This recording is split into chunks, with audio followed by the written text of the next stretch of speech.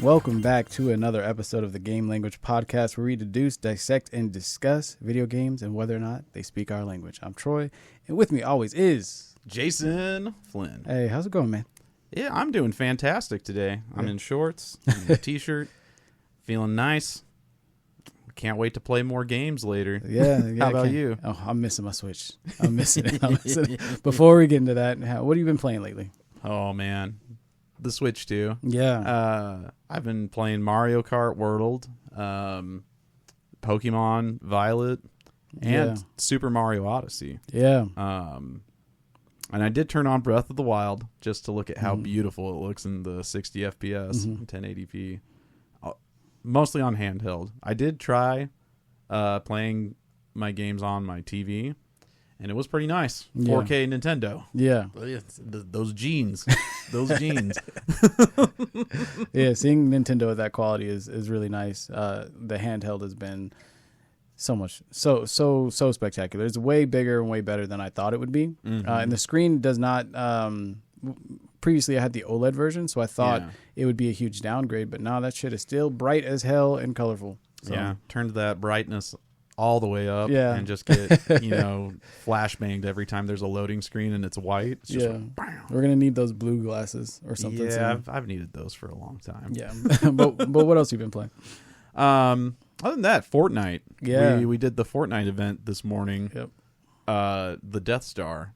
That was awesome. It was only like 20 minutes, but I liked it. Same. It was a good event. I think every time they do the world-changing events, they're pretty cool.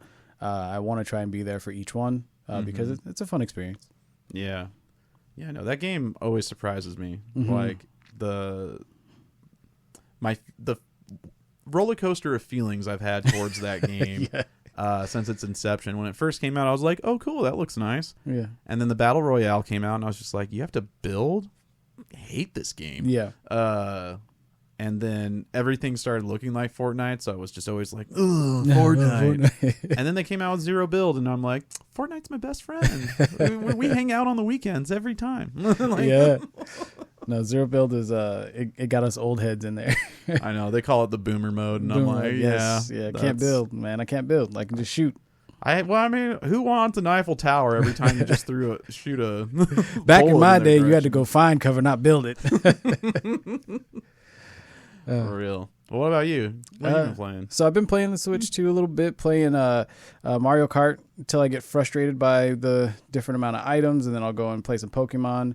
I really liked Scarlet and Violet originally, so seeing it play at this like level of fidelity and like clarity is very nice.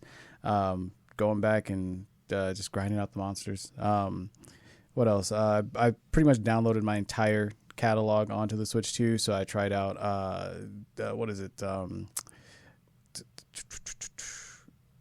Tried out River City Girls. River City Girls. What was the Blasphemous 2? I always forget the name of it. Blasphemous 2.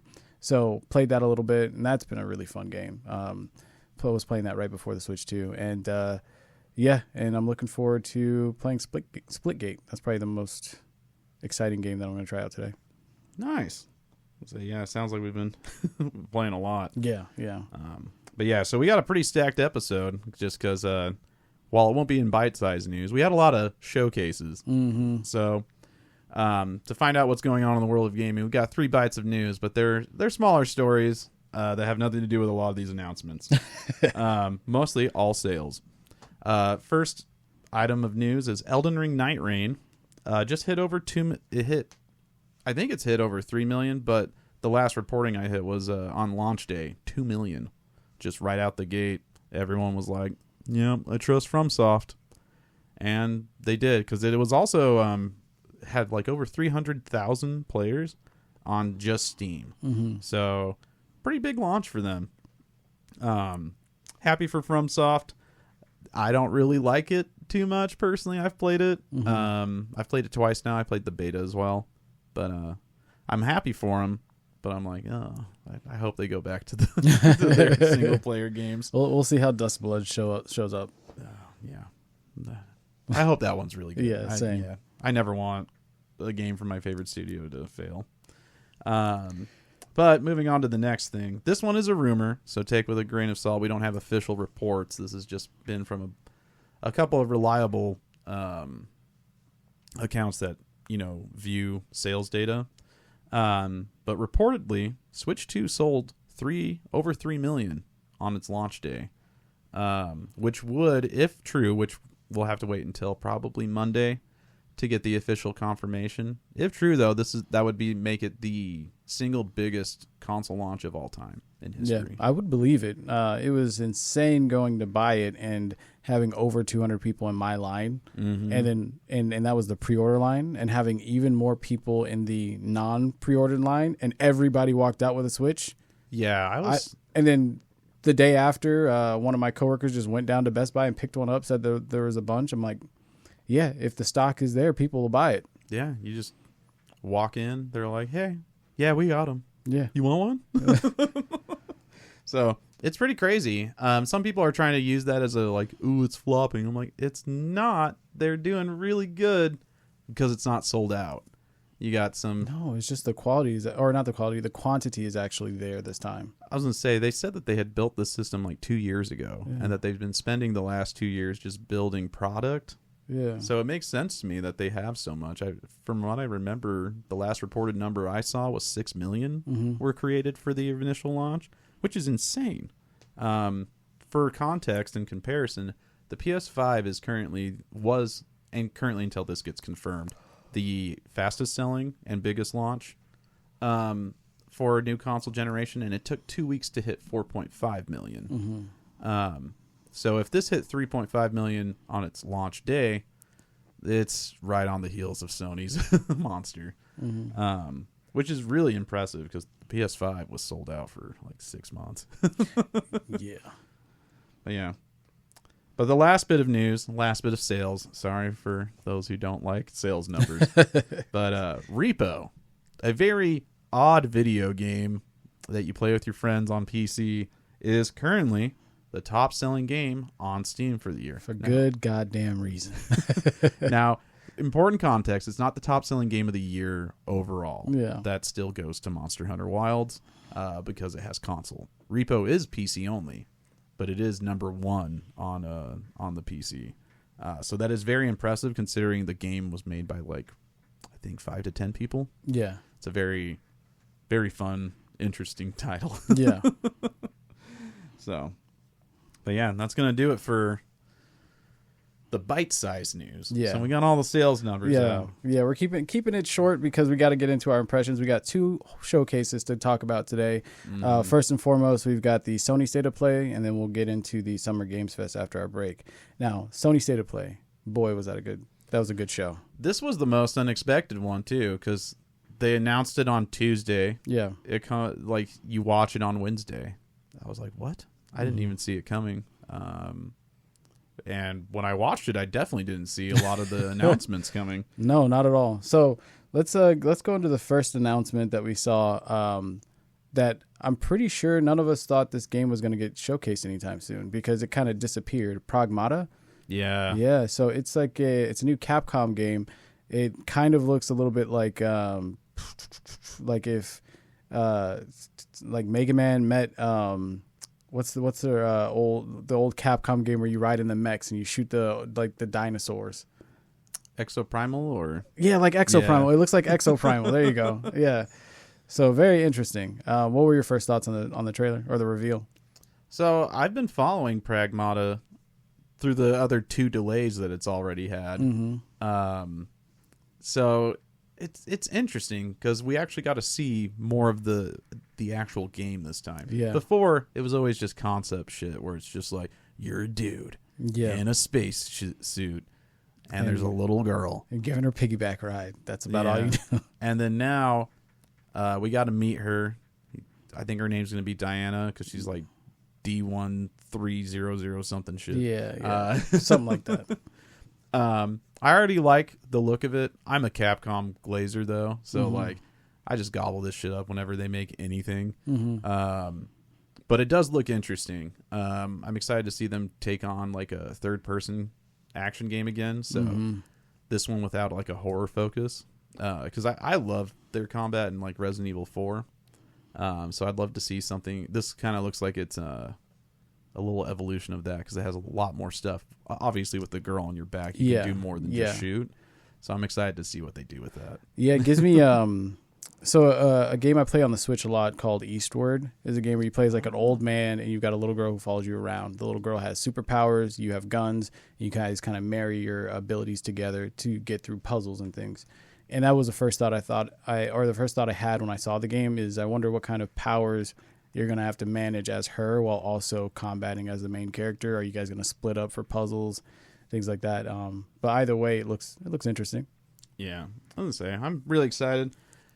No release date other than the dreaded 2026. 2026. You'll see that a lot in the upcoming showcases. Almost no one is committed to coming out this year, which I thought they would. Just as a side note, GTA 6 got delayed to next year, and all these guys were like, "Yeah, I'll go in the same year." I was like, "No, come out now." Who knows how you're going to do against that Titan? Mm-hmm. But next up on the games that stuck out to us, for me, it's Neo 3. Yes. I'm a huge Neo fan. Yeah. From Team Ninja. And to see this third game, I was really happy. I thought we wouldn't see it at least for another year or two after Ninja Gaiden 4. Mm-hmm. But yeah, it's open world now. Yeah, it looks like it takes a more ninja approach rather than samurai approach, correct? Well, so the thing is you get the choice now. Oh. Before the games were really focused on the samurai style of action. Yeah. Now you can they're opening up new paths towards the ninja side. That's awesome. There is also a demo out already on PlayStation, which I need to play. My friend Nick, shout out to you, bro, told me, he's like, it's really fire. Yeah. And that I need to play it. So I got to check it out. I do hope that you can make your own character, though. I'm not sure how that's going to work because it looked a little established in the trailer. But I'm like, I don't want to do that again. Neo 2 was like significantly better than Neo 1 because of the character. Because we can make a character, yeah. So I would hope that that's not the case. I'm with but you even there. if it's not, I'll still probably enjoy it because it's Neo. Mm-hmm. And then I would say after that we saw an announcement that I was watching the showcase while also watching some streamers watch it, and one of them was calling this like the minute they saw it, Final Fantasy Tactics. So that's getting a remaster, and it's gonna have voice acting and a few other things. Yeah, so they're overhauling the graphics. Yeah. Luckily, you can switch between both if you want to. Mm-hmm. I said luckily. I actually think the new graphics look amazing. But yeah, if you're nostalgic, it'll let you switch. And then the voice acting. And the voice actors they got Ben Starr always, and then they even brought Brianna White. Aerith will be in the game. So, well, not Aerith, but Aerith's voice actress. Yeah, but those who are fans of Final Fantasy Tactics, I'm excited that it's coming back. I never got to beat it when I was younger, so this will be a good chance for me to do so. Yeah, I never played it, so I'm pretty excited, especially if it comes to Switch too. Yeah. But next up was Metal Gear Solid Delta. We already knew about this game, but we got to see a new look at it. And there was a little bit of a hint at the end that Metal Gear Online might be coming back. And that makes me pretty excited. I'm really looking forward to this game. I saw some people say that it looks worse. I think it looks great. Yeah. I don't know. I thought that trailer was pretty nice. It looks like a really good remake. It looks like it's retained a lot of the gameplay design, in the sense that it doesn't look like it's been modernized and stripped free of its jank or rough edges, which is nice when you're trying to experience a game that people love. That's famous for those friction. So I'm looking forward to playing it. I've only played Metal Gear Solid 4 and 5, and 3 is considered one of the greatest ones. So really, really looking forward to it. Yeah, I was a big fan of Metal Gear as a kid, so I played 1 and 2, and then I thought 3 came out on PSP only. Only recently did you blow my mind and tell me that it actually came out on PS2, because I could have had it this entire time. But yeah, I played Metal Gear Solid 1, 2, and then 4, and I loved every one of them. I still need to play 5, but yeah, now I have a chance to go back and play 3 and learn about this big boss that everybody cares about. I mean, yeah, he's the reason that Solid's so cool.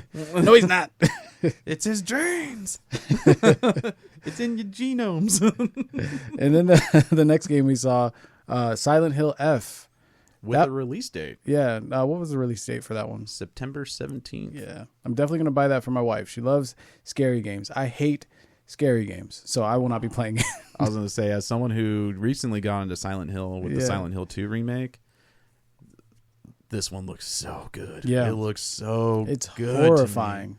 Oh. Yeah, in the trailer, there's like a sequence where I don't know if it's a bunch of dead versions of her or just a bunch of dead schoolgirls, but it was just disgusting in the way that they were contorting. And yeah, this game is going to make me feel icky. Yeah, I really loved the attention to detail. It looks like your character takes battle damage too, because like her uniform got like ripped up. The whole sleeve went off, and I was just like, I don't know if that's like story progression, because if you've ever played survival horror games, your character typically gets injuries or battle damage story wise instead of like what you actually took.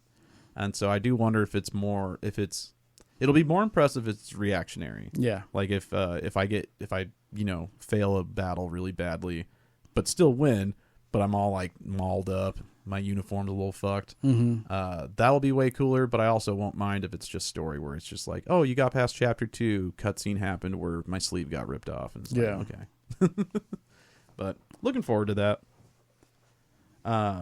Next up was 007 First Light. Yeah. From IO Interactive, creators of Hitman.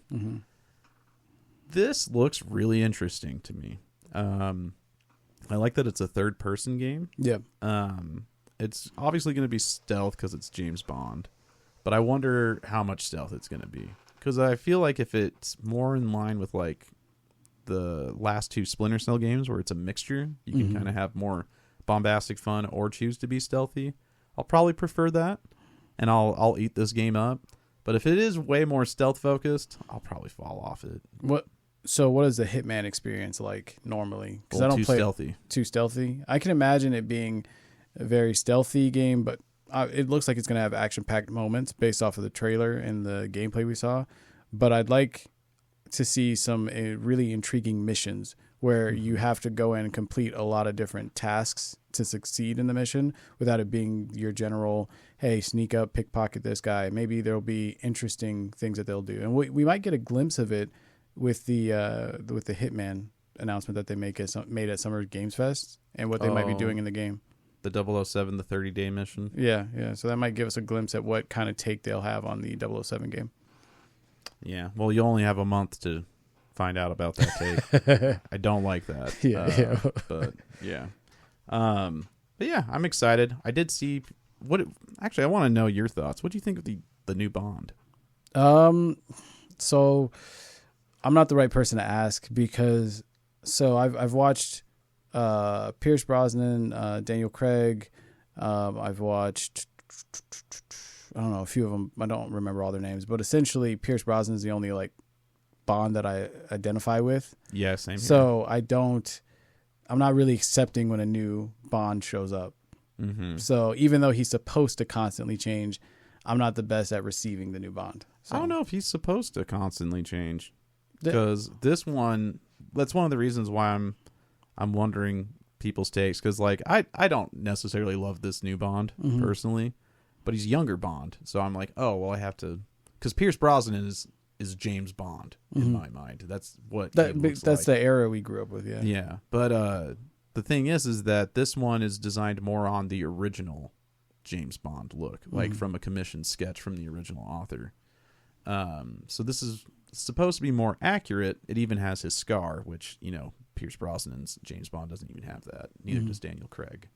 So I think it's interesting that they're going that route, going more of the original book route for his description and look. The only thing that I find funny, though, is that despite being like older, he looks like a modern 18-year-old that I've seen like from TikTok. I'm just like, this kid has like the clean shaved face. His hair is puffed up just enough to make me think of. He looked really young. Yeah, of like modern children or like modern teenagers and young adults. So I'm like, it's kind of odd to me, but it looks like he doesn't look bad. it's throwing me off. Yeah, I think, again, I'm not the best at receiving new bonds, but I will play the game and hopefully be convinced. I think it looks interesting, and yeah, we'll try it out. Awesome. All right, and then this next game. This one's for me. This one's for me. for Yeah, him. So we got announced Marvel Tokon Fighting Souls, right? Mm-hmm. Marvel Tokon Fighting Souls. So it is a new 4v4 team-based fighting game with Marvel IP developed by ArcSys, the guys who did Guilty Gear. And like, that's crazy. I don't know how we got this, because there's this whole story behind Marvel versus Capcom, and Marvel Infinite was not great, and we didn't think we're getting another Marvel versus Capcom, but we technically are, but there's no Capcom there at all. And it's the visual that we wanted Infinite to have, because ArcSys is like the leader when it comes to anime fighting games. It's insane. It's insane. I don't know. I was in disbelief when I saw the trailer. I couldn't believe that it was happening. Yeah. But yeah, what did you think when you first saw it? So when I first saw it, I thought, wow, Max got his wish. Marvel. But then I saw the Arc System Works logo, and I was like, what the I was really thrown off by that, because I really thought Capcom and Marvel, especially with like the re-releases of MVC recently, I thought their relationship was better. And I will say, I do have a little bit of beef with Marvel about this. The interview that followed the game's announcement, they talked about that, like, yeah, you know, their initial design wasn't what we thought. We wanted something more ArcSys. Here's the thing. Marvel vs. Capcom Infinite looks as butt ugly and ass as it does because of Marvel. Marvel forced them to make that ugly ass art style. Capcom didn't want to do that. Yeah. Capcom wanted the cell shaded style that they had, you know, built their entire like franchise on, and Marvel was like, no, it's got to look MCU-ish. Yeah. So it's kind of ass for them to later just be like, no, we should make it stylish. Let the Japanese do it. I was like, man, you fucking assholes. But I'm happy it's here. But I'm like, you assholes. We could have had this with Marvel versus Capcom. We would have been here already. We would have been here 15 years ago. Yeah, no, I'm with you. I think that but it looks incredible. It looks incredible. The animations are going to be insane. I need X-Men. That's probably where I'm at. Is I'd very much like for them to put a lot of X-Men in there, just to make it feel more like Marvel. I'm a little worried about the 4v4 team-based combat. We know a lot about the game, so you can choose, or so far we believe that you can choose either to have a singular pilot character with 4 assists or 3 assists, or you can have the mode where you are your pilot originally and you can swap to your assists. I don't know if those are going to be separate or if it all works in one as tandem, but I'm assuming they're going to have shared health bars, which is something I normally don't like in tag fighters, because it feels good to be able to whittle down their team. Yeah, I was gonna say you're not fighting their health; you're fighting their synergy. Damn it! You're fighting their soul. You know, whenever they actually the fighting soul. Yeah, you're fighting their fighting soul. Whenever they swap, there's their little soul moving from character to character. But it's gonna be cool. It's got your typical like Marvel anti-airs where you send the opponent skyrocketing into the sky, do a bunch of combos, slam them down. They're also bringing in like the stage transitions that they had from Guilty Gear Strive, where you smash the opponent through the edge of the stage and they go flying into the new environment. Did you notice they're adding like the charged dust? Like, so that's one of the things, because obviously when you launch an opponent, you can just do, you know, your normal aerial combo, send them down. But they also showed, like, one of the first things was that Captain America did this crazy uppercut, and the game transitioned to above the rooftop skyline. He smacked him, hit him down, it does the lines.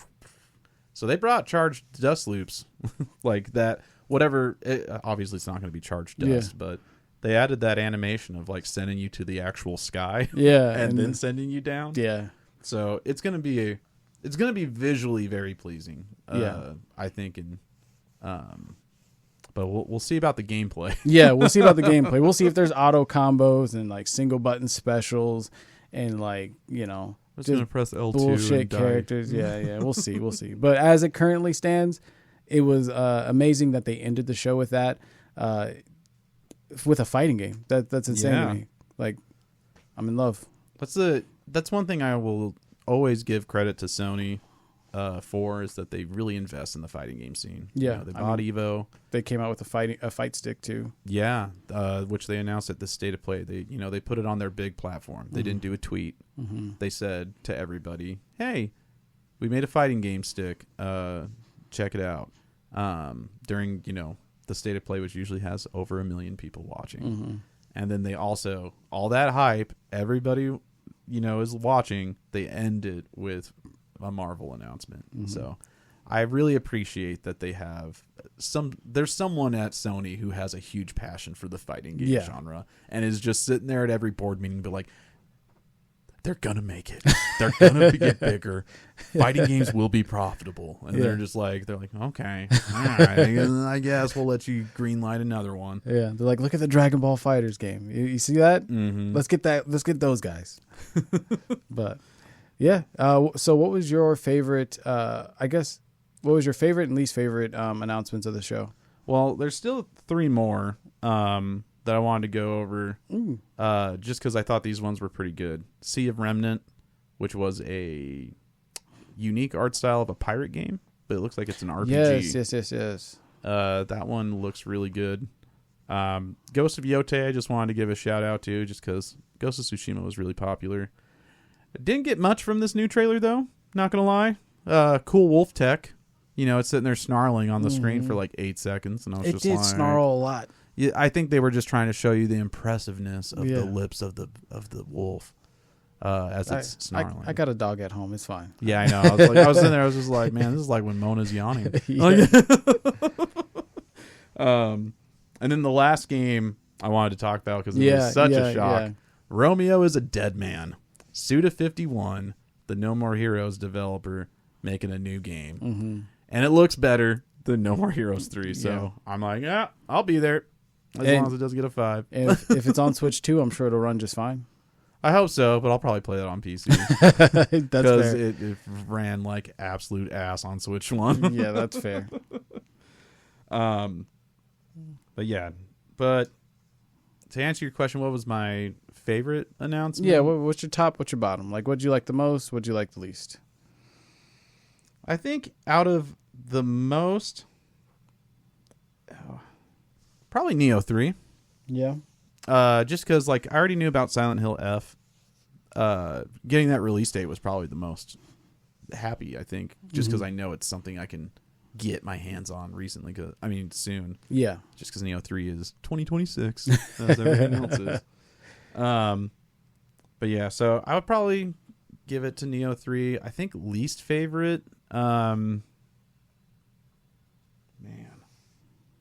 I didn't even put that in there, because there was a bunch of other games that I didn't even mention on the State of Play, because I was just like, no.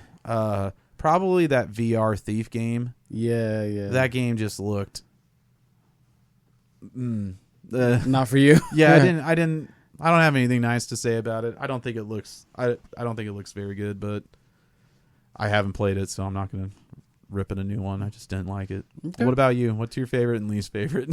Favorite is Marvel Fighting Souls, for sure. It's a fighting game. It's by ArcSys.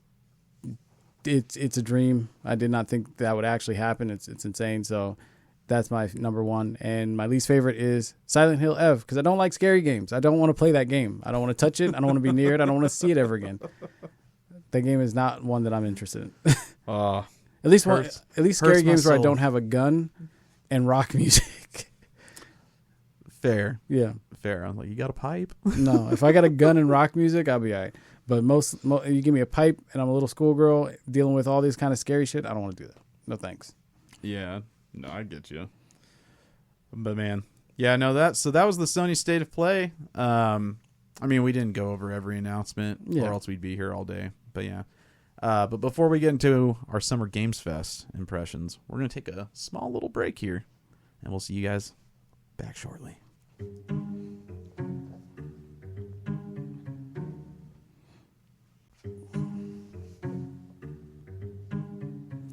And welcome back from the break, where we're going to be jumping into the Summer Games Fest. Or would you say Summer Snooze Fest? It's up to you. We're going to see. I know. We're going to talk about it. We're going to talk about it. I know. You saw that clickbaity title. So the first thing we're going to talk about, so we're not going to go over everything for Summer Games Fest, or else we'll be here for another 2 hours. There was so much. But we are going to pick out a couple things that stood out to us, starting with Lies of P Overture, the DLC. Yeah. Yes. Shadow Drop. Yeah. Out 2 days. Yeah. My friend almost left the couch who was watching it with us Yeah. so he could go home and play. I'm actually quite upset that I don't, that game got taken off of Game Pass because I liked what I was playing. It's just too many other games had come out. But I need to go back and play that because the DLC added a gunblade. Mm-hmm. Pinocchio has a gunblade. Yeah. What the hell? Geppetto, I didn't know Geppetto was outfitting niggas like this. You know what I mean? Let's say, dude, the game looks cool. Like, Lies of P always looks cool to me. Yeah. I just wish I liked it. I wish it clicked better. I understand. The feeling of that game just didn't hit for me. It's okay. Hater. Hey, I tried it. I don't know what to say other than that. Like, I could try again, but I'll be even double as hot saucy about it because I'm not even hot sauce about it. I'm just like, it just didn't click for me. No. If I buy that game and it still doesn't click, I'm going to go on a campaign against it. Just kidding. But I know my brother really loves it. Mm-hmm. I know our friend Matt really loves it. Almost everyone I know that's played it enjoys it. So I seem to be the odd man out here. Yeah. That just didn't click with it. You're just gonna have to figure it out so that you can enjoy it. Yeah, I don't know what it is about Souls games that aren't made by FromSoft. I think Neo is the only one I've ever actually enjoyed. Yeah. What about Black Myth Wukong? No, I did not like Black Myth Wukong. I thought that game's passable, but it's even odd to even call it. They swear it's not a Souls-like, but I'm like, yeah, kind of not, because your combat's even worse. Damn. Yeah, that game is not. Once you beat, because you'll play through Black Myth Wukong, and you'll be like, oh, that was all right. Anytime you try to play that game and try and be like more expressive with your combat, and you just think, oh, this is supposed to be a character action game. I'm playing fucking Sun Wukong, one of the coolest figures in like mythological history. And he's just boring. Yeah. You just press square over and over and over fucking again. Oh, what's the triangle button for? I don't know. You only get to use it when you have a fucking orb. Yeah. Damn. Well, so there's way better combat in Lies of P. So it looks way insane on Lies of P. Yeah, the DLC looks amazing. You got a bow. You've got amazing. Based off the trailer, it looks like there's tons of insane like animations. A lot of the things that they do in FromSoft is when like enemies pick you up or throw you around and beat your ass. There's like a scene where somebody stabs him in the chest into the ground and just starts running with him, and I'm just like, God, I don't want to let somebody do that to me. Yeah, that's fucked up. But I still think it's cool that they go that route, because that's one thing a lot of other Souls sequels or Souls likes that I've seen haven't failed to replicate is that outstanding animation that From Software is known for. Yeah. And that's one thing with like Lies of P. Maybe I really should give it another chance.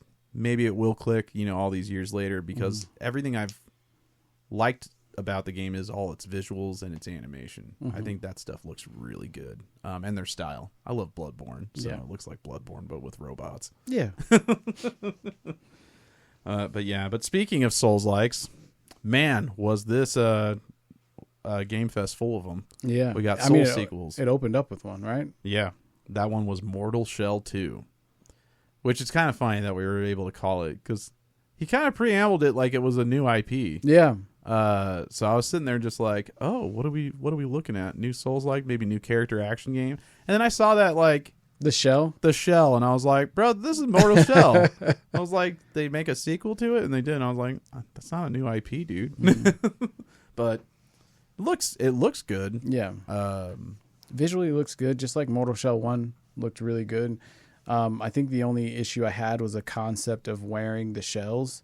So that's the only thing that kept me from really playing the game. But anybody I had watched or heard about playing it said that they enjoyed it. So I'm happy they got a second one.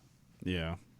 The most surprising sequel to me was Code Vein 2. Yeah. Did you play Code Vein? Yes.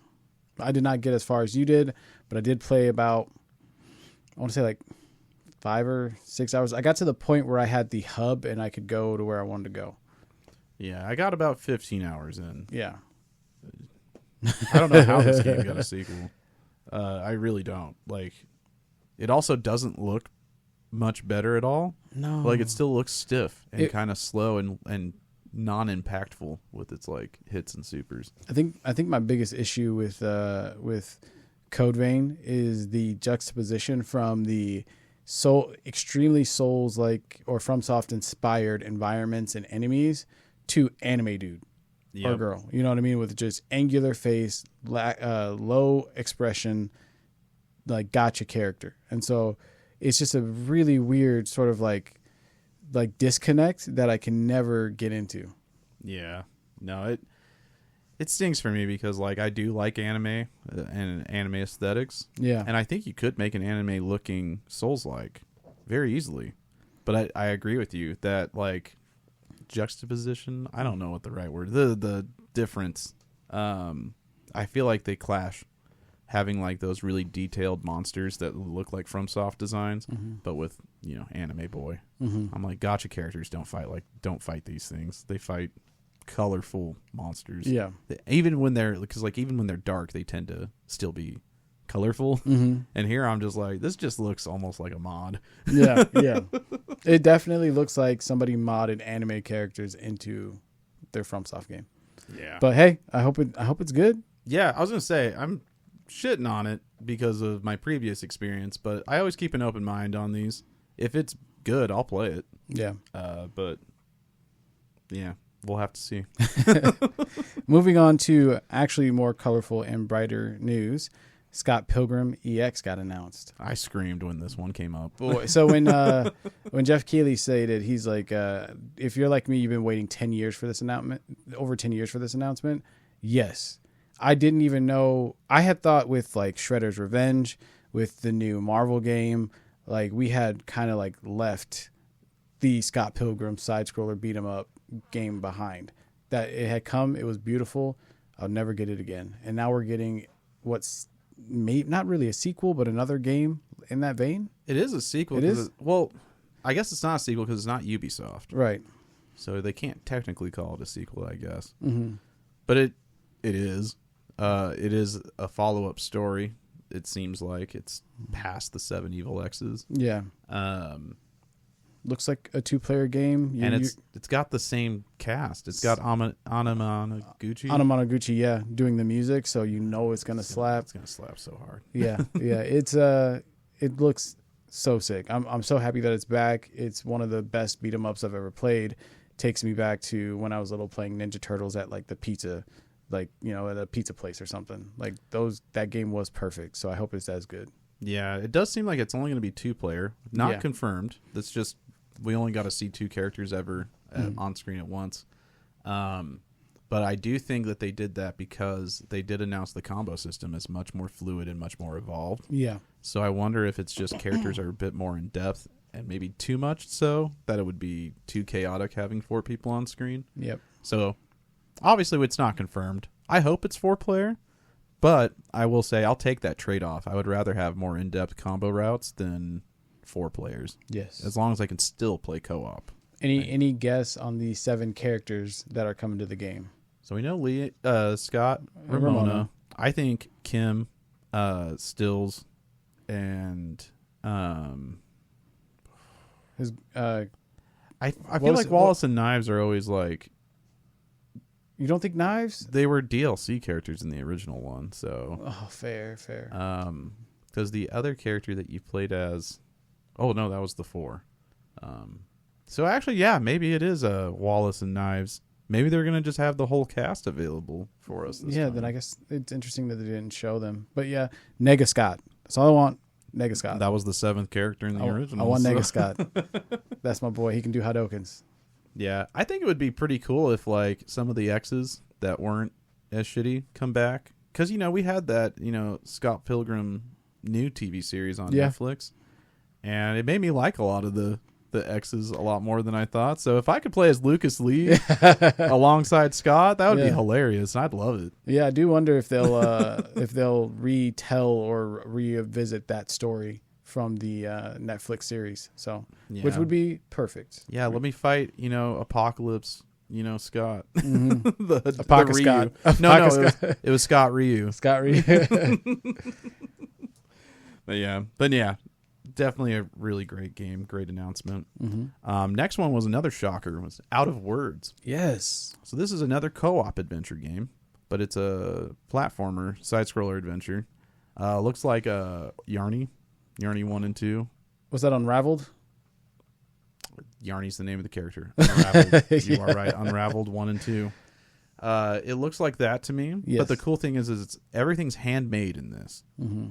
And it's a stop motion, like puppets.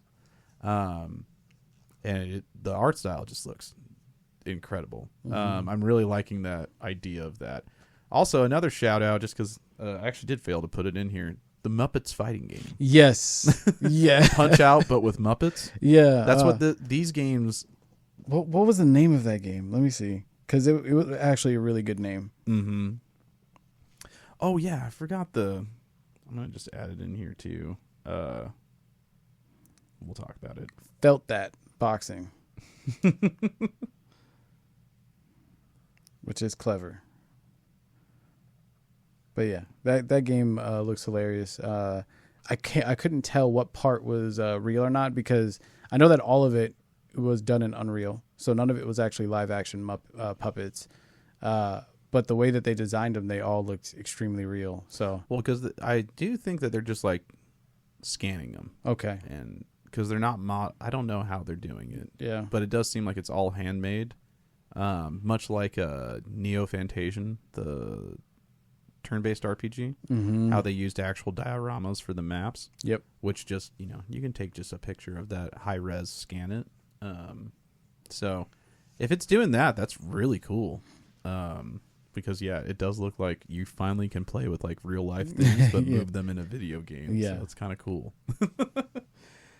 But, yeah. Out of Words just had that, almost that haze light feel. I almost felt like some of the environments and activities that they were doing in the trailer were very much It Takes Two inspired.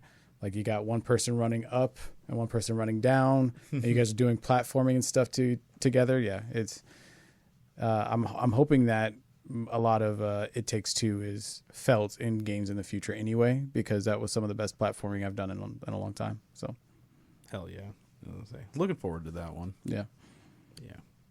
And then after that, what else did we see? It was End of Abyss, right? Yeah. End of Abyss. So it looks kind of like Little Nightmares, but if it was in the future and you had guns. Yeah. It's the survival horror action version. Yeah. Now here's the thing. I don't like scary games. Mm-hmm. But if they're cute chibi characters, they're less scary. And he had a gun. So, you can fight back. I can fight back. Hey, I was going to say, I'm similar. The only reason I like Silent Hill is because I can fight back. Yeah. I don't always need it to be a gun, but I cannot stand horror games where you can't fight. I think they're trash, personally, for my preference, because I don't like it. I don't play games to run away. This is not what I do. But it looked really cool. It had this sort of like sci-fi, like horror vibe. There was this scene in the trailer where there was like an amalgamation of bodies that was coming at the character, and it reminded me, spoiler alerts, of the end of Inside, when you have to deal with the huddle, I think is what they call it. So there's like, that was the first time I had ever seen that imagery, and every time I do, seeing like a ball of what looks like chewed up gum, but limbs of people all on the end of it is just horrifying. Yeah. But yeah. No, that one looks gross. And keeping up on the grossness, the next game, Ill is nasty. Yeah. Probably has the most impressively disgusting skin physics I've ever seen in my life. It's all human body horror. Mm-hmm. And like when you when like these guys flop around, you just see like the soft parts of their flesh that are like, you can tell they're kind of hollowing because of what they're going through, just like wobbling. Nasty. Just absolute nasty. But I will say it also gave me probably the biggest comedic moment of the entire trailer. I mean, of the entire show. They did this really gross close-up of a baby zombie, like toddler style. Like running, like the same thing whenever you see on Twitter when a kid steals the phone and they start running. It was that shot of like a gross demon baby running around. Yeah, and that gross demon baby's running around and you're thinking, oh, this is it. And then it does a quick cut to the player character who just boots him with a kick, and you just watch it go flying. I was almost tearing up laughing. That shit was so funny. Oh. Yeah, I think that part of the trailer like had me dying too. Dude, it was so funny.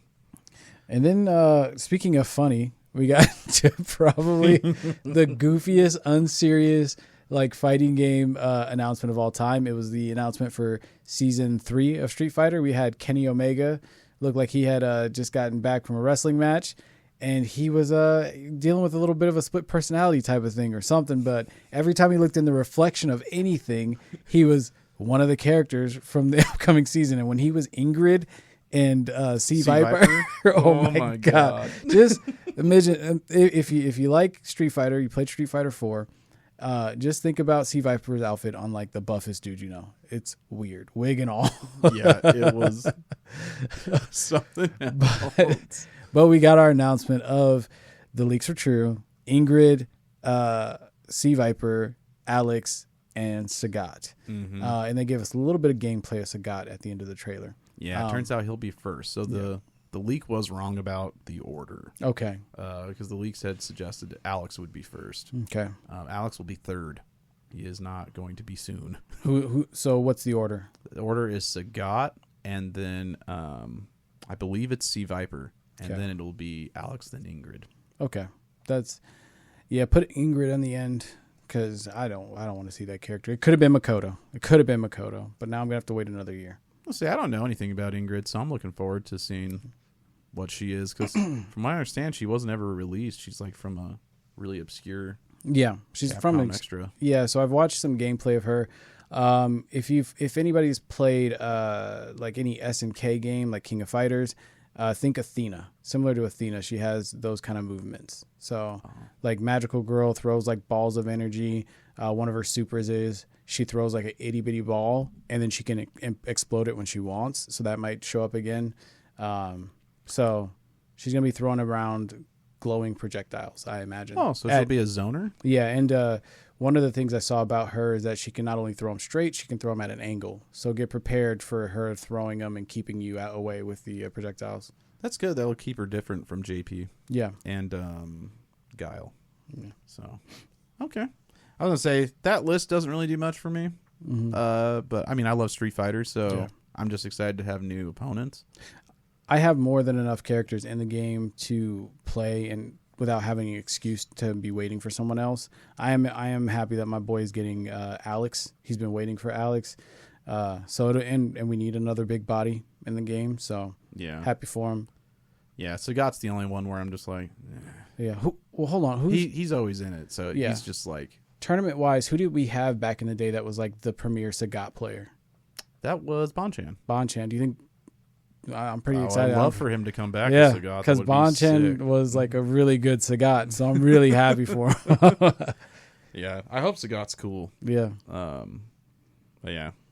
Now we're getting to what almost made this whole like 3-hour conference worth it for me was the closing announcement. It's like the best and worst part of the announcement or best and worst part of the show for you. Yeah, I was going to say, because I need to give some context, because we still have other games to go at, but this is just in the order that I found that I put these on. But we got an announcement about halfway through the show from the Capcom director of the Resident Evil franchise, who told us, we know you're looking forward to the 30th anniversary celebration, new mainline title, but you're going to have to wait. It could be in the blink of an eye, though. Yeah. The blink of an eye was another hour and a half of trailers. I was not particularly enthused when I got that announcement. I was like, are you kidding? Do I have to wait till fucking Gamescom to see this? That's what was going through my head. But we didn't. Instead, the show closed with Resident Evil 9 Requiem. And goddamn does it look good. Yeah. Oh boy. So I don't know much about Resident Evil, right? Is there anything that you can glean from the reveal that is like harkens back to previous games? Like who's this main character? Do you have any idea of what we're going to be doing? In Raccoon City again, which is where the entire franchise started. So it's feels like it's a return to the roots of the problem of the infection. The other thing too is that we're playing as Grace Ashcroft, who is the daughter of Alyssa Ashcroft, who was originally in the Resident Evil Outbreak games. She was a reporter that was on, there in Raccoon City, and went into this hotel incident where an outbreak happened. So one thing that's weird is that Outbreak was a multiple choice game. So the way that you played the game depended on who survived and who didn't. There was a lot of endings where she lived. So it is kind of odd that, not odd, but, we're getting confirmation that canonically she did not make it out of that hotel. She died. Oh, no. So, yeah, now we're playing as her daughter, Grace. Now, the cool thing with Grace is that she's been hinted at since Resident Evil 7. She was part of some of the files you could find because she's an FBI reporter. She was the one investigating the Baker family in Louisiana. So it's kind of full circle. Cool to see that she's always been planned. The other thing, too, is that we heard Leon.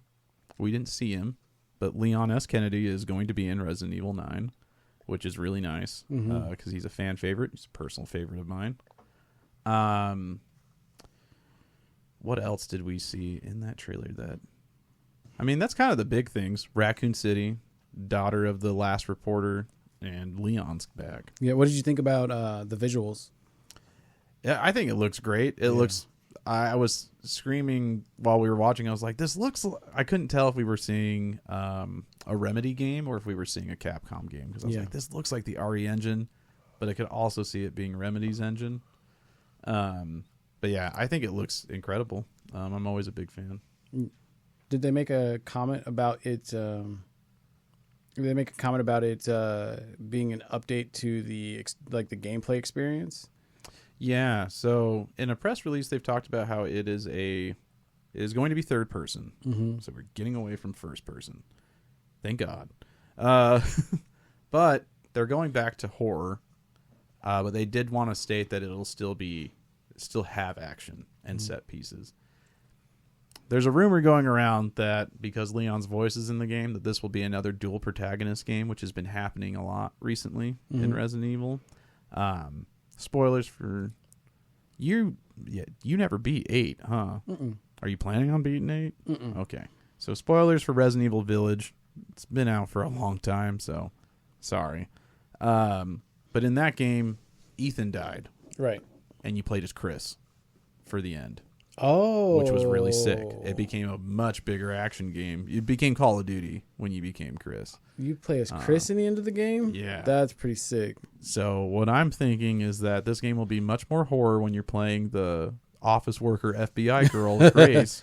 And I think Leon's coming back for the other half of the campaign to be the action half. What was the name of the president that Leon had to help him for? Alan, I believe. No, the president's daughter, sorry. Oh, Ashley. Ashley. She looked like Ashley. Kind of, yeah. Yeah. No, I could see it. Yeah. So it's kind of funny that he ends up with a similar type of looking person that he works with. Yeah, it's weird. I wonder how they're going to have them mix. I think the only thing I was sad about is that as cool as it is to have a character that's connected to another character in RE, I was really hoping to see Jill Valentine. Yeah, bring back Jill. She's a member of STARS. Her or Claire. Yeah. They're both been kind of missing. Well, Claire's been kind of regulated to the side games like Revelations. Yeah. But I think Jill to me, Jill was always one of the 3 main characters of Resident Evil. It was Chris, Jill, and Leon, at least personally. And so I'd like for Jill to be back. So would I. It's Jill Valentine. Yeah. Especially since it's going back to Raccoon City. Yeah. And her and Claire have like the biggest connections. And Leon. I don't want to diminish the fact that like his story started in Raccoon City with 2, but so did Claire's. Yeah, maybe Grace will die and you'll play as Jill Valentine in the end. Yeah, I hope Grace doesn't die. I hope she doesn't share Ethan's fate. Yeah. Because she's pretty young, so I can imagine her being in subsequent Resident Evil games if she makes it through this one. But yeah, not much to go on other than that it's also coming out February 27th. Yeah, it it not came with far a date. away. Yeah.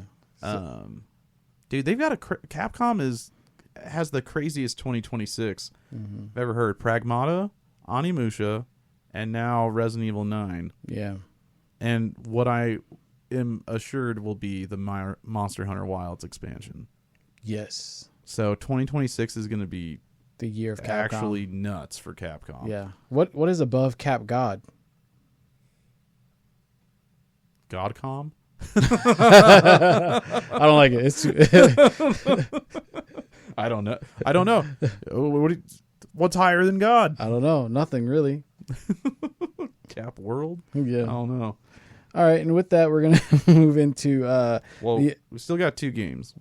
No. Yeah, one of the games, Splitgate. I was gonna talk about Splitgate. I thought you say we're moving on. No, I'm not skipping. I'm not skipping Splitgate. I'm not skipping that. So Splitgate got a really funny announcement. He came out and pretty much stated he doesn't. Somewhat ironic announcement. Said he doesn't want to play another Call of Duty.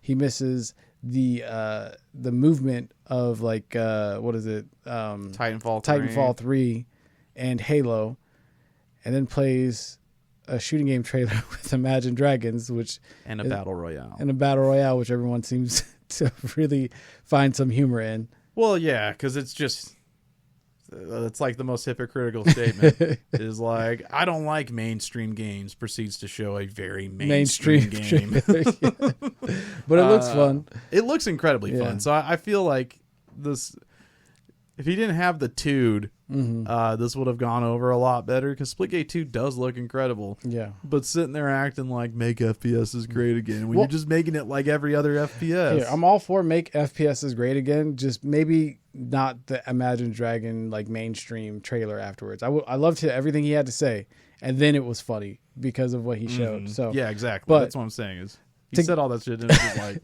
To get into what the game shows, it looks like a very momentum based shooter. It's also out free immediately, which is amazing. It's a team based shooter where you get to manage portals and your momentum. It looks like you pick up the guns like traditional Halo from across the map. And yeah, you just do some amazing trick shots. I think one of the coolest things I saw was a guy with a sniper made a portal that was facing an enemy, turned around, made a portal behind him, and then shot through it. The bullet going through the portal and killing the guy. And I was like, that was nuts. Yeah, that's 360 no scope plus portal, like I guess. Like, I don't know. But yeah, pretty sick stuff. Was there anything you saw from the trailer that stood out for you? Just that like crazy shot, but like I noticed how Halo it felt. At first I didn't because like you aim down sights with like assault rifles, but then when you use the rocket launcher, it's almost like pixel for pixel how Master Chief holds it. I saw the sniper and I was like, that's fucking Halo sniper right there. Yep. Yeah. But overall, I will be playing that today for sure. Yeah. And there's one last game to talk about before we get into our overall thoughts of the show of Summer Games Fest. Stranger Than Heaven. Yeah. The new RGG game. Creators of the Yakuza Virtua Fighter franchise. This is crazy looking. It's set in 1943, Japan. You play as a character who seems pretty brutal. Every punch just seems like you just have gallons of blood following. It looks insane. It looks like a much more mature version of Yakuza, which kind of speaks to me because Yakuza's never really done it for me. Just the old style, like mashing. I kind of need that little extra oomph.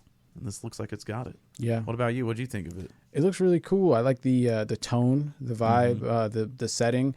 One of the scenes that really stood out to me was this shows the main character walking through an alleyway of people that are sitting down on these tables. I don't know if they're eating or like playing like little gambling games, but he notices like one of the ops, I'll say, and then they both kind of like stand up to each other, and then you see the crowd of people like rush past the main character.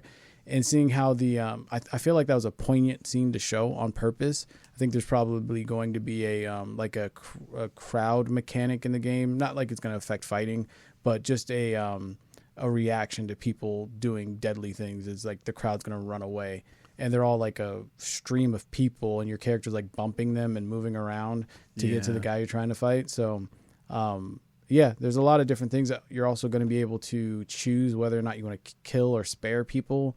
So that's really cool. That's always fun to have that choice. But overall, while I'm not the biggest RGG fan, this would be the perfect game for me to get into. Yeah. No, I agree. But yeah, we didn't see too much from it. I think it has a 2026 release date. It is nice that we got the name. Stranger Than Heaven. This was originally Project Century when it was revealed at the Game Awards. But yeah, those are the highlights for us from Summer Games Fest. Mm-hmm. I'm going to start it with you this time. What was your favorite? And what was your least favorite? Yeah, favorite would probably be probably Scott Pilgrim EX would be my favorite. It's a fantastic choice. And then least favorite, I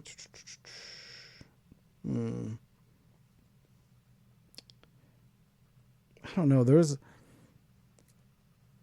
I can't say that there's a least favorite game because there were so many times, and I don't want to be too judgmental on the showcase because I do appreciate Jeff Keighley going through all the work to put this together for us. But there's a lot of like lulls in the showcase. So honestly, I have a lot of games that I didn't care too much for, or the ads that I didn't care too much for.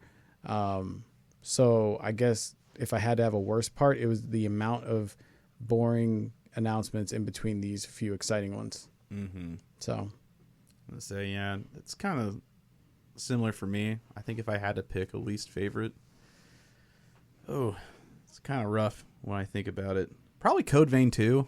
Yeah, I'll agree. Yeah, fuck it. I really didn't like Code Vein 1, so seeing it get a sequel, while I'm still open-minded, I won't condemn the game until it comes out and it's proven to be bad. Yeah. But I did find it odd. I was like, that is the least exciting announcement because I just I didn't even want this to come out. But my most excited one was 100% Resident Evil 9. Yeah. It was when we talked about what we were looking forward to I was like, the show will be a success for me if I get to see Resident Evil 9. Yeah. I did not realize the monkey paw I was getting with that. Which would lead into our final topic I want to talk about is just overall thoughts. What did you think of the show? Overall, so the show itself, and when we go over like production, the like smoothness of the show, everything was really great, extremely professional. Announcement wise and everything, it wasn't really for me. It was there were some times where I was like, man, I could have watched this I could have looked at the announcements on Twitter because it was not geared towards my expectations. There were a lot of games I wanted to see. I wanted to see the new Sonic game announcement, but we got Sonic Racing with Minecraft Steve. He keeps, and Hatsune Miku. Joker was kind of cool. But overall, this showcase wasn't really for me. So I was not that enthused to watch it.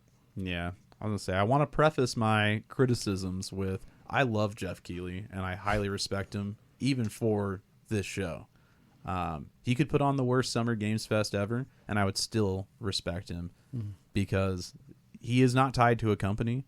There's a man who, just out of his love and passion for the video game industry, wants to put on these shows and, does a lot of this stuff on his own and builds these partnerships himself to create these shows. So I cut him a lot of slack in that department. And that being said, I'm not going to close my eyes and say I loved it. Yeah. Because I didn't. This was like a 3.5 hour show, so it was extremely long. And a lot of the announcements were not what I would put in a show that's meant to replace like the E3 hype of previous years. Yeah, that's a good way to put it. Yeah, because that's the other thing is that in previous years, the last year and the year before for Summer Games Fest, Jeff has always come out and prologued it with please temper your expectations. I'm very happy with our partners, but we don't have Elden Ring or something. Like he would straight up just be like, Silk Song's not here. Before you guys get mad at me that I'm hyping it up. Mm-hmm. This one he hyped up, and I'm like, I don't know if Resident Evil 9 was worth the hype up because it was such a known game beforehand. Yeah, I'm used to at least 3 times Jeff Keighley says, "This is a game that's very special. Mm-hmm. This is one that we've all been waiting for. Please have a look." He does that like 3 or 4 times during the like the great shows, and I think he only did it once at the end of the show for Resident Evil, and kind of for Scott Pilgrim. Yeah. That one though, I mean, I love the Scott Pilgrim announcement, so I have nothing bad to say about it. But I was just like, I feel like that's for the Scott Pilgrim fans, not necessarily all the gamers. Yeah. If I had a criticism, it was a distinct lack of AAA. It felt very much like an indie AA showcase. Yeah. Minus, Resident Evil 9. So for me, just one of his weaker shows. But I didn't hate it. But yeah, I really wish I just watched the Twitter highlights. I could have just watched the Twitter highlights, and I wouldn't have had to stay off Twitter until I got off work. Yeah. That was the other thing. Yeah, we went through such crazy hoops to make sure that neither of us were spoiled because we couldn't watch it right at launch or right at live. And so doing all of that to get this was a little, I was like, man. God damn it, why'd I do that? But yeah, that was a good one. All right, next, there's something that you and I both got recently that we waited in line for for a few hours. It's called the Nintendo Switch 2. Just a little launch that just happened. So we both have it. How do you feel about the Nintendo Switch 2? The hardware, love it. The software, don't love it yet, but I will. I know that I will because it's once again I've gotten a game when there's not a lot of launch titles, so I have a lot of hope for what's going to come out. But when I get kind of bored of Mario Kart 2, I don't have another Switch 2 exclusive to play.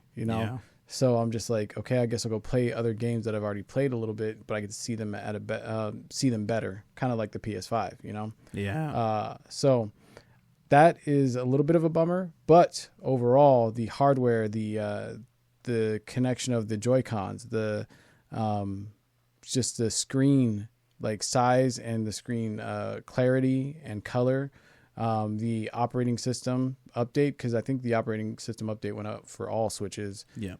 That's even better. The Switch store is a lot better. I did find the eShop to be able. It's like in those situations when a video game comes out and it's good, and then the second one comes out and the developer got to realize everything they wanted. That's how it feels with the hardware. Yeah. I haven't got to try out the mouse function yet. So, I haven't played with every feature that the Switch 2 has to offer. I've primarily been playing it in handheld, but the handheld experience from the Switch OLED to now is so much better, aside from the battery power. Yeah. It's the only problem. The battery power is ass cheeks. Yeah, it is cheeks. Ass cheeks. It's terrible. Yeah, 2 hours. 2 hours. I went from 9 hours to 2 hours. Ooh, I hate it. All right, but aside from that, how did you feel? What was your first feelings opening up the Switch, getting it in your hands? What were some of the first things you noticed? So the overall thought when handling the hardware was premium. Yeah, that's how I felt. So I did get the Switch Pro controller as well, the Switch 2 one, alongside with my system, and that also just felt extremely premium. I don't know what material they're using now, but everything just felt like a significant step up in terms of just actual physical feel. Yeah. Holding the Switch 2 feels like I'm like, oh, wow, this is a much bigger deal. Yeah. But I do have to agree on the software side. I'm a little I don't want to say overly disappointed. I knew about it, so it's hard to be disappointed about something that you would be a known product. I did expect to like Mario Kart World a bit more than I did. I still love it, but I thought I would I thought I would gobble that fucking game. I thought it was going to be like Mario Kart 8 Deluxe for me, which I devoured that game. Yeah. And there's still a chance that we might feel that way. You know, there's some experiences that we haven't tried yet, like going out into the open world and messing around with maps just to see, like, you know, finding out the little secrets or racing each other without being in a race to see if that's fun. There's other things to try to make sure that we enjoy the game completely. But overall, it hasn't like forced me into playing only this. I've been playing more Pokemon than I thought than Mario Kart. Yeah. I was going to say that, how to relate this. The thing that I think stinks the most about it being the only like launch title is that there is no other game I get to compare Switch the upgrade to. Yeah. Because I am like Super Mario Odyssey looks incredible now that it's been updated to 4K and 60. So does Breath of the Wild, Tears of the Kingdom, Pokemon. These are all games that are extremely near and dear to my heart. But they are Switch 1 games that just look better. When I go and put Mario Kart World on, and I turn that on, it is a significant jump up in terms of visual quality to those games, at least to me. And I'm like, I would like to see more of this. Like, you know, I've seen the trailers for Donkey Kong Bonanza. Really looking forward to that because he looks significantly better than how Donkey Kong looked in the Switch 1 games.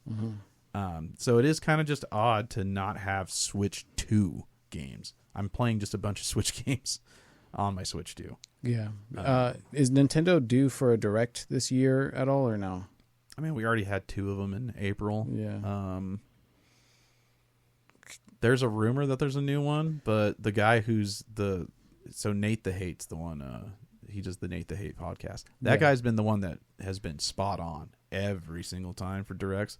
He says he wouldn't discount it, but he hasn't heard anything specifically. Okay. Yeah, because I'd like to at least know beyond Donkey Kong Bonanza, what do I have to look forward to Switch 2 exclusively, you know?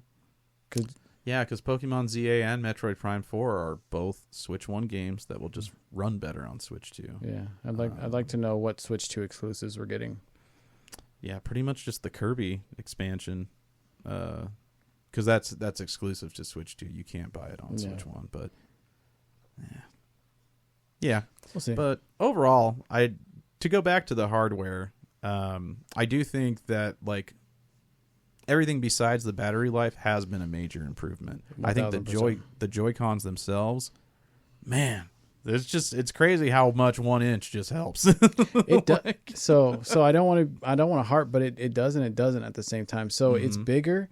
And I actually sat down with one of my coworkers and had him try it out and mess around. And so it being bigger is better in some senses, but at the same time, now you can't hold it on your fingertips when you need to get down to the stick.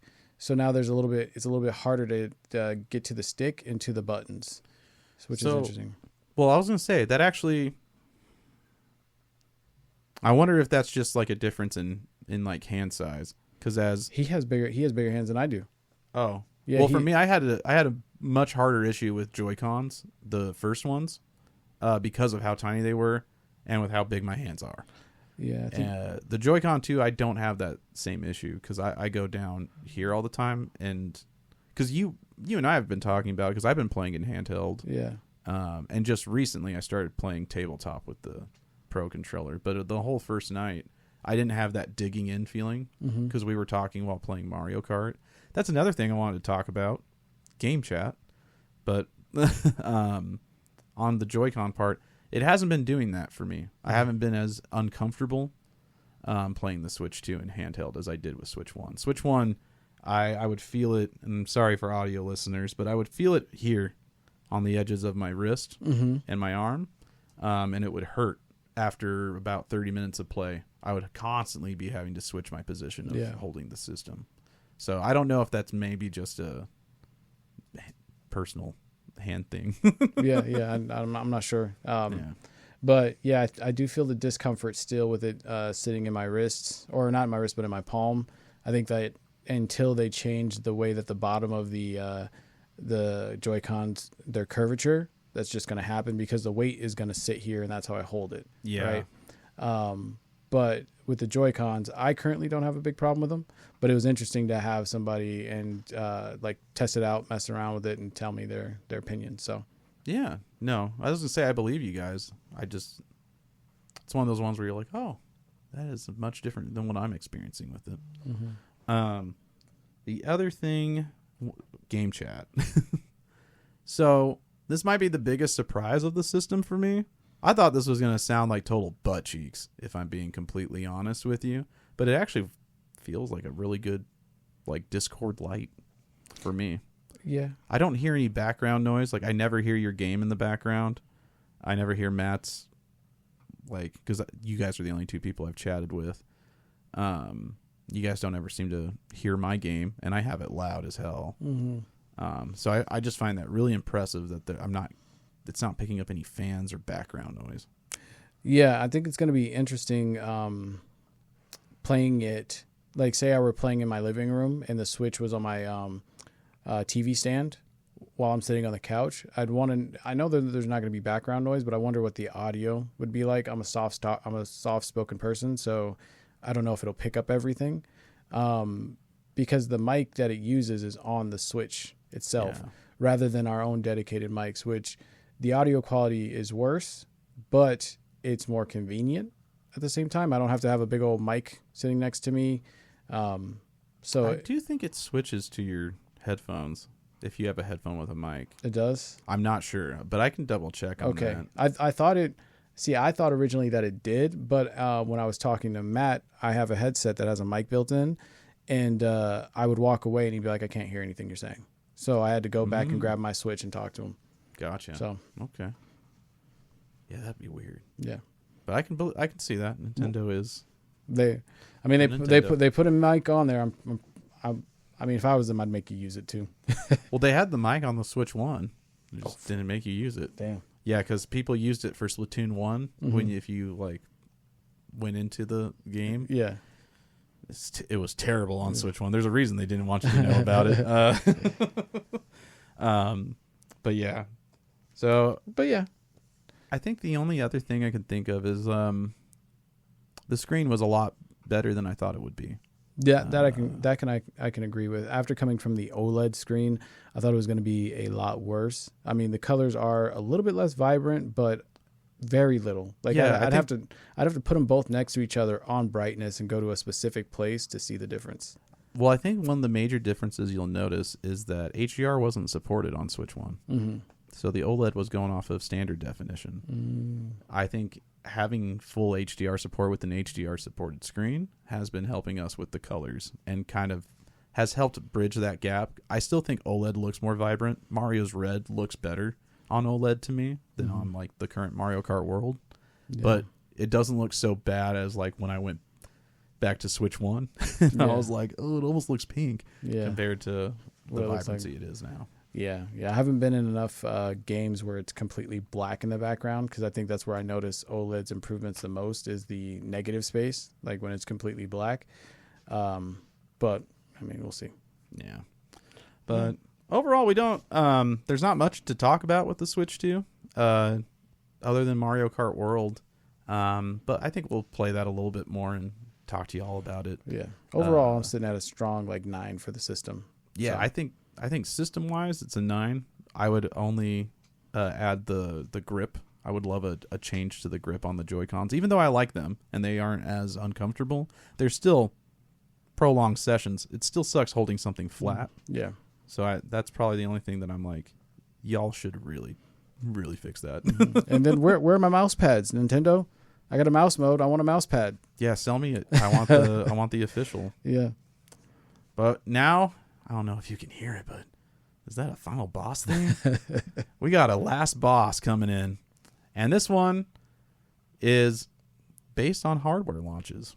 I want to ask you, my friend Troy, what was your favorite hardware launch and what made it special? My favorite hardware launch would definitely be the GameCube. It was a piece of hardware that I'd been looking at a lot. So I was so little, so forgive me if my memory's off a little bit, but I remember going into into Toys R Us and like playing it at the kiosks, the little kiosks over and over again. Anytime I'd go into a game store, I'd go and grab the GameCube controller and play it. So I don't think I got it right when it launched, but I was like following all the games that everybody was talking about, and I wanted Smash and everything when that came out. But that was probably the first time that I was that interested in the hardware and kind of there paying attention to it at ground zero. Most of the time, like before that, it was hardware. I just got it one of the Christmases after it came out, so I didn't really think about when it came out. It didn't matter. It just existed, and then I got it. You know what I mean? My friend or my cousin had it. I'm like, "What's that?" And they're like, "Oh, this is a Nintendo 64. It's been out for like a year. All right, cool. I'll get one." Yeah. But the GameCube, I was obsessed. So I was always asking my mom, "Let's go to Toys R Us so I can hang out and play Smash in the little kiosk area as long as I could." So that was probably the most memorable piece of hardware launch that that meant a lot to me. Nice. Yeah. Nice. That's a good one. I think it's funny that mine's also a Nintendo hardware launch. I think the most special one for me was the Nintendo Wii. Yeah. My cousin Danny, shout out to him, he had he had stood in line for one. And I didn't get it at launch, but I kind of did. See, Danny got it at launch because my mom paid him to get one. She had asked him to get one. He got it for us, and it came out around November. My mom hid that shit in my house for a month and a half for Christmas. And so Christmas, we got the Nintendo Wii, and we got Twilight Princess and Wii Sports with it. Wii Sports was the most fun I've ever had with my family on a launch day. Yeah. Like, for once, my mom was like, "Oh, shut off the stupid games." No, she's saying, "Shit, I just got a strike in bowling." Yeah. Like, so it was so fun. My sister, my mom, and obviously my brother and I were the ones that were going to play it the most, but like having everyone else join in on us was just excellent. Yeah.